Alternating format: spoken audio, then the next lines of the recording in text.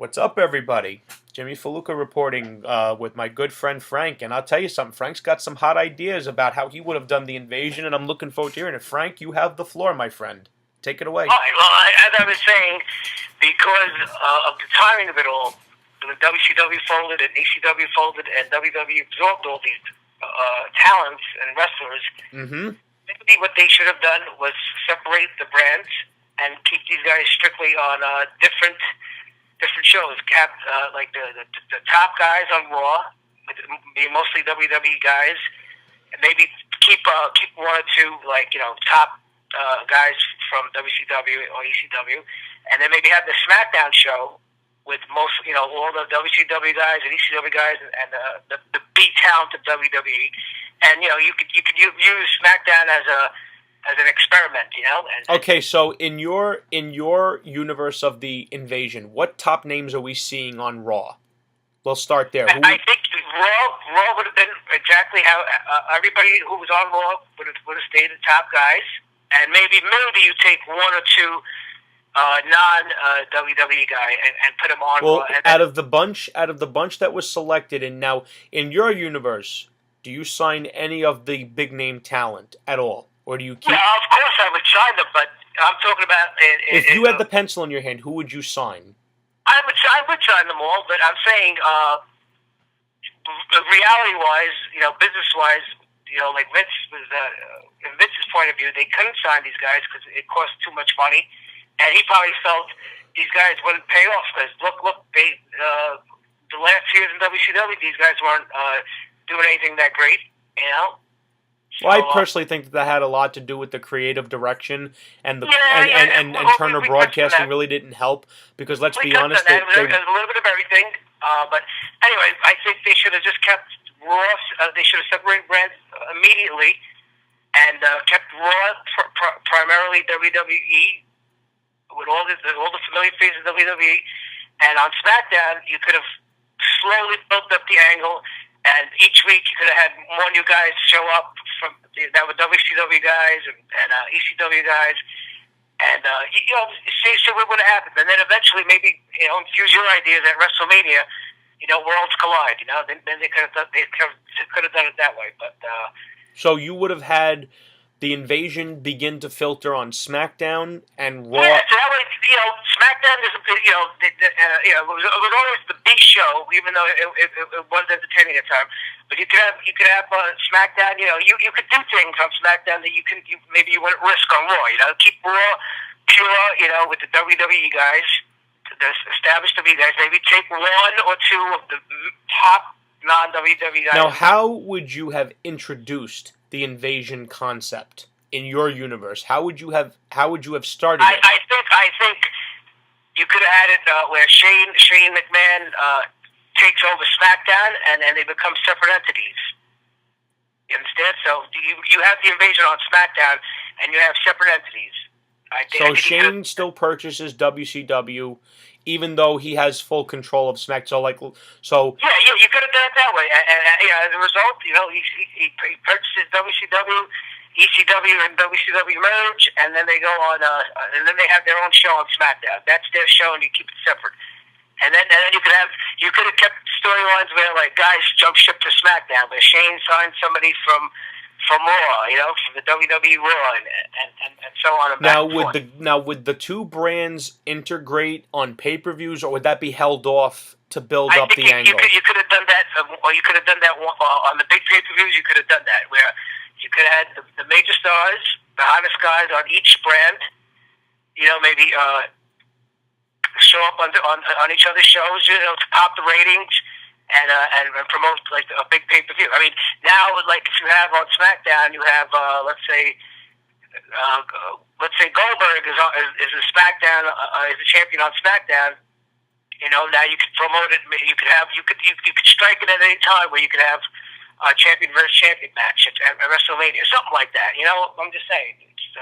So you would have had the WCW, ECW talent, SmackDown. The show that SmackDown would be on would be their playground, regardless of what the name is. That would be the night. And you could even throw in a few mid-level, low-level WWE guys on there too. You can just have them working, and you can have them beat up so-called WWE guys. You could have all these WCW, ECW guys beat up the lower card WWE guys. Well, in Frank Dardo's universe, who squares off in the blow-off of this invasion? In your universe, who goes to war with each other? Who would you have?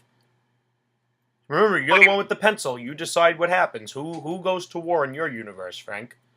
I think you would have kept the brand separate, and then we could have used, like, let's say, your ideas, and then do a cross brand promotion, and you build it up towards WrestleMania slowly but surely. So in your WrestleMania, who would you have had blow off this angle at your WrestleMania? What matches are we going to see? You don't have to give them all, but give us a gist. I think we could have infused a lot of your ideas, where you have Shane McMahon, maybe Shane McMahon signs somebody from Raw, or challenges, or he comes on Raw and challenges Vince McMahon's a big guy or whatever. You could have done that, and we could. Any of your ideas are great. I mean, I don't see how you can get better than those matches that you mentioned before. But I think they could have kept it alive better, and they could have used more and more people. You could have had DDP and Booker T be on SmackDown every week for years and years. But it is what it is. No, absolutely, it is what it is, and you could even had a third show. They could have kept ECW running as it was, but only now you have all this talent pool. You could have got all the lower card, or the lower and lower mid card guys. You could have thrown them on, or guys maybe who weren't getting over, and you could have thrown them on ECW and let Paul Heyman run with them. What was Paul Heyman's biggest strength? Paul Heyman's biggest strength was making low card, mid card guys, or guys that were lost in the shuffle into big stars. And imagine if the ECW would have had an influx of talent, guys from WWE and WCW coming. Now, would the ECW Tuesday show, would the ECW Tuesday show have been better if the show took place back in 2001 or 2002? Of course, they wanted to destroy it. They wanted, everybody. If you remember, the reason, why they brought the ECW show back, because people were just still hungry for it. You had people chanting ECW at events and pay-per-views. So they thought they could just cash in on it. But then when they started it, after a couple weeks, they destroyed it. And of course, Rob Van Dam, he got arrested with the title, and that destroyed everything. So the original angle was supposed to be Rob Van Dam was gonna, when he had both belts, he was gonna eventually drop the WWF belt, but he was gonna keep the ECW belt, and every week a major star from WWE was gonna challenge him, and he was supposed to turn back all challenges. That was the name of the angle. Turn back all challenges. Every week he would have fought Kane, and the next week he would have fought this guy and that guy, and he would have defeated them every week. But again, these are circumstances that change history, and that's what happened. No, I got you. And, well, getting back to my idea, that I gave you earlier on, I appreciate your honesty on it. Now, I'm not saying that if I had the pencil and I was in Vince McMahon's ear that would have all played out, but the concept could have worked, or they could have made a better effort at it, or they could have made a better effort at getting their invaders over, because I think that was one of their bigger problems. And plus, they had too many WWF stars on the side of the WCW side. So, and plus, I think that, now, don't get me wrong, I think Stephanie and Shane are good talents on the mic. They're good heels. Vince is a good heel. He could play a good babyface when he has to. But I think that them being involved took away from what the angle was actually about. It shouldn't have been focused as McMahon versus McMahon. It's WCW versus the WWF. We waited for that for years. Who was flipping back and forth to watch? I mean, I could tell you as a fan, I was always flipping back and forth as a kid. I wanted to see The Undertaker make people rest in peace, but at the same time, I wanted to see Sting kick the crap out of the NWO. Of course, or you would record Nitro and watch Raw, or you would record Raw and watch Nitro.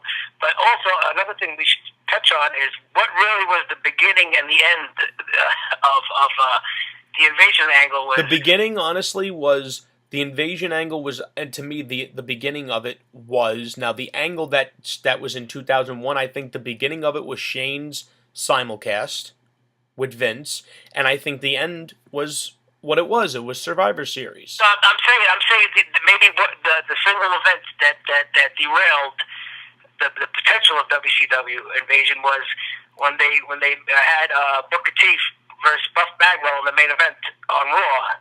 If you remember that. Yes, I remember. I know what you're talking. The crowd absolutely crapped on that match. Well, that's not how they should have been. On that match, and I think that was the end of it. I think once Vince saw that, he must have said to himself, "These guys are just damaged goods. They're tainted goods, and I want no part of these guys." Well, this is what I say on that. They introduced the WCW stars poorly. That was not on the WCW guys. That was on the WWE creative for allowing it to happen. Because, and Jim Cornette's told this story many times. And tell me what you think of this when I'm done. When Mick Foley decided to do Cactus Jack, a lot of the guys that were, in Vince's ear were saying, "Oh, come on, no one's going to know who Cactus Jack is. This is Madison Square Garden. Everyone only knows Mankind." The second that he came out as Cactus Jack, the place blew up because they were wrestling fans. Same thing with Terry Funk when he was Chainsaw Charlie. A lot of the guys were saying Terry Funk hasn't been in the WWF in 15 years. No one's going to know who he is. The second he came out with that Chainsaw Charlie thing, you know what the crowd was chanting as loud as they could? Terry, Terry. Right. They'll tell Vince, you can't let these guys get over WWE guys because the WWE guys are the real stars and these WCW guys really aren't stars like we have. The problem is when you're having an invasion, you got to get your invaders over. They think Vince wants to hear it, but secretly deep down he does, that no one's as big as the WWF stars, so you can't let these guys. What do you think about that moment? When right after the purchase of WCW, they put Booker T and Buff Bagwell in the main event on Raw. That was a mistake. The crowd absolutely craps on it. That was a mistake. It was painful to watch. It was painful to watch that match. No, listen. It was a mistake. Looking back on it now, as smartened as I am now, it was a mistake because it hurt the angle. But I think what really hurt the angle destroyed it. No, what I think hurt the angle even more was when Steve Austin joined the Alliance.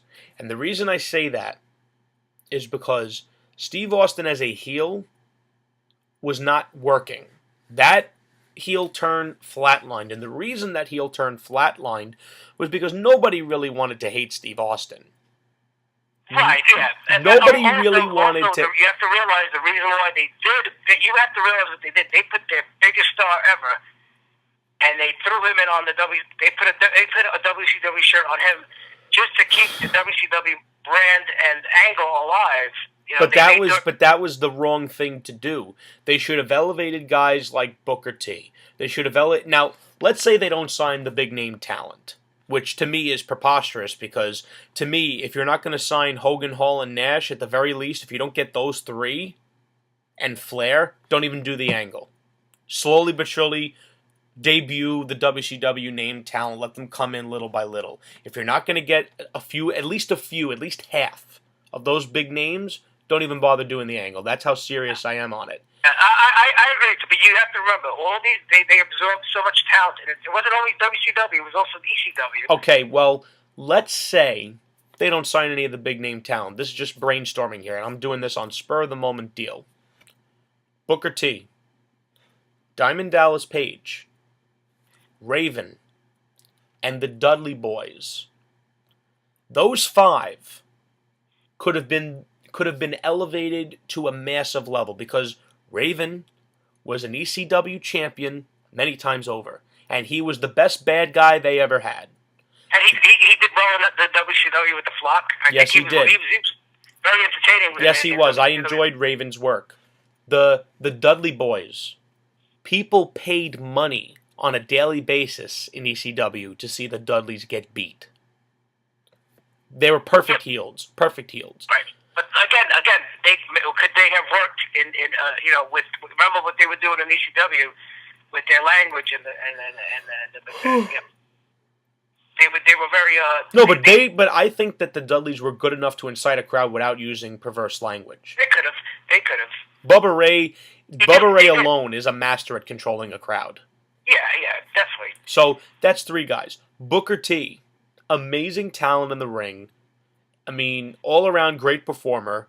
Can play the villain when he has to. He could have been great. Diamond. He was great as a king when he the autograph I have of King Booker on the Wall of Fame is him when he won the world title as King Booker. I mean, my God, no other person played the King of the Ring character better than Booker T. And then he was snapping and talk ghetto. I loved it. I loved his character as King. So we did actually. Okay, so let's talk about any good things we did get out of the invasion. So I think we got Booker T's one of them. Booker T's one of them. Rob Van Dam's another. Rob Van Dam, he did good, and Goldberg, even though they started off hot with him, and then of course you had the infamous Triple H Hammer of Doom, the Sledgehammer of Doom, and that was it after that match. Oh, please don't get me started on that because let's talk about the positives. Let's talk about the positives of the invasion very briefly. Well, the positives of it was that for the fans at the time, it created great entertainment. But when they look back on it, they'll see it as a. Who are the stars that benefited from the invasion that got over? Chris Jericho. Well, Chris Jericho was already signed with WWE. No, Chris Jericho was elevated by that angle because by the time it was over, he was one of the biggest bad guys in the company. But I mean, I'm talking about guys who were not in WWE. Oh, okay. Well, Rob Van Dam definitely benefited from it. Yeah, definitely. Booker T definitely benefited from it. And who else? I think that Ric Flair. Hogan, I guess you could say Hogan benefited from him because he had another run in WWE. I think no, because Hogan wasn't part of the invasion storyline. I think Ric Flair, believe it or not, benefited from it because it gave him a reason to come back. I'm not talking about the invasion. I'm talking about after the fall of WC, after the merger. Who benefited? Who benefited from WCW? Eric Bischoff. I guess he got another run as a general manager type character, and he was probably one of the most hated bad guys in the business. Oh yeah. So we have Paul Heyman, without question, benefited because he made more money. He made more money in WWE than he could have ever made in ECW. I think the merger of ECW, WWE, and WCW helped any talent that was able to work for the WWE because they had a more structured environment to work in, a more safer environment to work in. Overall, it also hurt the talent because they had nowhere else to go. Right. But listen, the WWE is the major leagues. If you can't make it there, you can't make it anywhere. But that's not really so. Because the WWE is also very infamous for saying that you have to get over on your own. You need to grab a brass ring. But when these guys, very briefly name anybody who's gotten bigger after leaving WWE. You can't really say too many people. Hogan, Hall, Nash. I don't think they got bigger. I think they maybe, but that was just an angle. I think that Hollywood Hulk Hogan was just as big as Hulk Hogan, and I think that Kevin Nash and Scott Hall were bigger stars than Diesel and Razor Ramon. Well, yeah, because they were given the top spot, but their lifespan only lasted 2 years. They only lasted 2 years. Well, the problem was because they didn't have the wrestling creative back there like the WWE had. Yeah, you have to also remember that. And they got a little older, and they got a little. Had more money. They weren't as hungry anymore. The problem was a lot of people became greedy during that time frame. So basically. We can't name too many people that became even bigger stars after leaving WWE. So no, listen. There's no question that WWE is the most successful wrestling organization of all time. There's no question about that. However, I do believe that their methods could change, and it could use a little bit of change. Well, nothing's perfect, but I think WWE should always check themselves and always. They should never assume that they know better than the fans, in my opinion. because the fans are the ultimate masters of wrestling. Guys like The Rock, guys like Austin, guys like Foley, guys like The Undertaker, and now, as of this year, guys like Daniel Bryan are proof positive that when you listen to the crowd, great things will happen. Steve Austin was supposed to be the biggest bad guy in the business. The crowd wouldn't let it happen, and what did he become? The biggest star of all time. The Well, Rock. sometimes the fans. I think that sometimes when the fans absolutely Care think about their voice something. heard, When they actually care about something, you can tell. right? Like, let's be honest, Frank. Do you think if Batista was welcomed with open arms that Daniel Bryan would have won the world title at WrestleMania? Absolutely not. Thank you. Absolutely not. I've been arguing with Rob Constantino with that for months. You know, I say I think if Batista would have got a big pop, and he would, I definitely think they would have had a different main event than what they had. Absolutely. I think they would have had a Batista Randy Orton main event. And you know that now. Can you imagine what WrestleMania 30 would have been like if Batista versus Orton was actually the main event? You know how bad that would have been. Oh yeah, it might have been one of the worst WrestleManias in history. On top of Undertaker's streak ending, that probably would have been one of the worst WrestleManias. I mean, and can you imagine in the main event of WrestleMania with Batista and Orton facing each other and they're chanting Daniel Bryan's name the entire time? How stupid would the company look? No, yeah. Listen, they were forced. They had no choice. They had no choice. Now, but what that tells me though is that the fans still have power. Well, yeah, of course. You know, when the fans for 6 to 10 months constantly rooting and chanting for one guy, I mean, it's like, oh, you know, it's like, no, really. I mean, you have to do it, you know. And when they're not only cheering for one guy, but actively rejecting other guys that you're presenting, you have to do it. You know, you have to do it.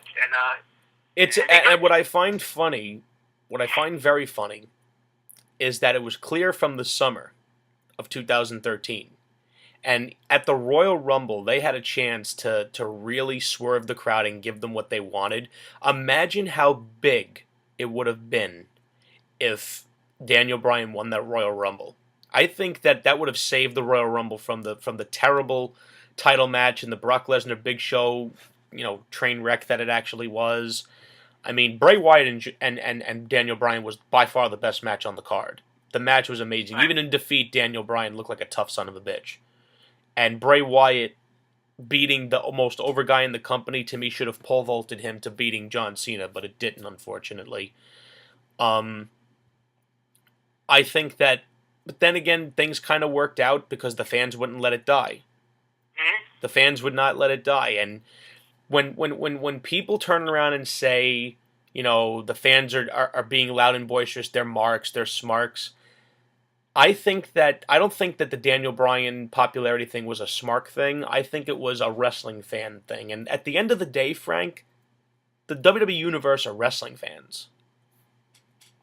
You know, I agree, and you know, and history will still tell if Daniel Bryan was just a fad or a trend or absolutely not. It's way past being a fad, Frank. You know, Well, a fad is about 3 to 6 months, and it's done. Daniel Bryan's been over since July of 2013. It is now. No, I know, and we'll see when he comes back if he regains when Daniel Bryan comes back and if he regains that momentum. There is no doubt he'll go down in history as one of the most popular wrestlers. Oh, absolutely, and I'm not concerned about that in the least. Because the fans, the way I look at it is this, Frank, and you give your synopsis of it. The fans fought so hard for him to get that title shot. You think they're just going to let him go?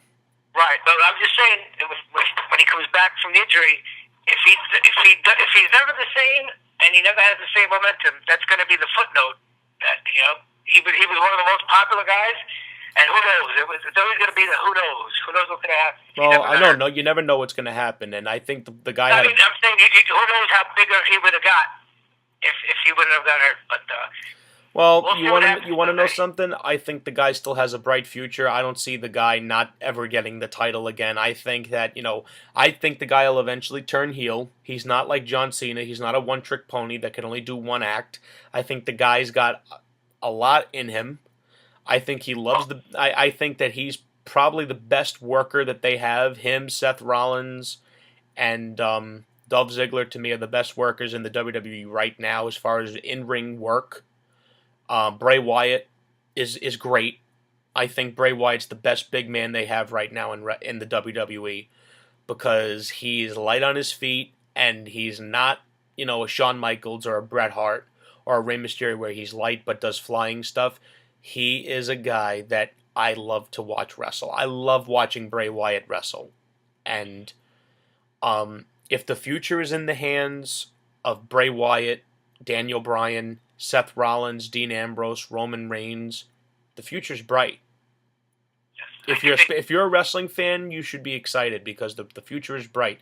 Once guys like Orton and Cena are out of the main events completely, the brass seal, the John Cena ceiling, how did Nick Perkins put it? The Breakfast Club ceiling. Once that's gone, and the guys have free reign to just push forward.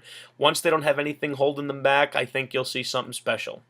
I think Daniel Bryan winning the title at WrestleMania was a message being sent that a wrestler can become the main event of WrestleMania in 2014. It's not just a passe thing. It's something that can happen. And I think that the Daniel Bryan thing should send a message to wrestling fans. If you really care about a wrestler that much, whether it's Antonio Cesaro, who I should have mentioned, who is part of the future, if you care about a wrestler that much, whether it's Dean Ambrose, Seth Rollins, Roman Reigns, I don't care who you like. Cheer him. Be vocal at the shows. It doesn't make you a mark, it makes you a wrestling fan. Back in 98, 97, Frank, you remember when you were loud and boisterous at a show, that was just being a wrestling fan. But today, if you act like that, you get labeled, which I think is very unnecessary. What do you think of that?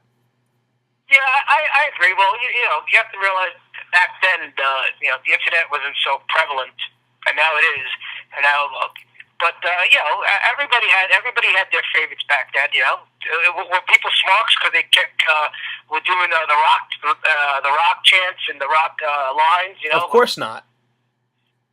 Of course not. But I think the reason for that is because back in the day, I think the reason most people use those terminologies now is because back then wrestling was cool. Can you really say wrestling is cool today? I think it's accepted, and wrestling isn't a taboo anymore. It's an accepted mainstream thing. Now you have a lot of females who like it and follow it. You have a lot of adults who like it and follow it. Back then, it was only really you had that demographic between it was the 12 to 28 demographic of males, mostly males, who liked it. People really weren't, if you liked wrestling, because people still looked at you a little funny, But now nobody would even think twice of if you told somebody I like wrestling, they wouldn't even think twice.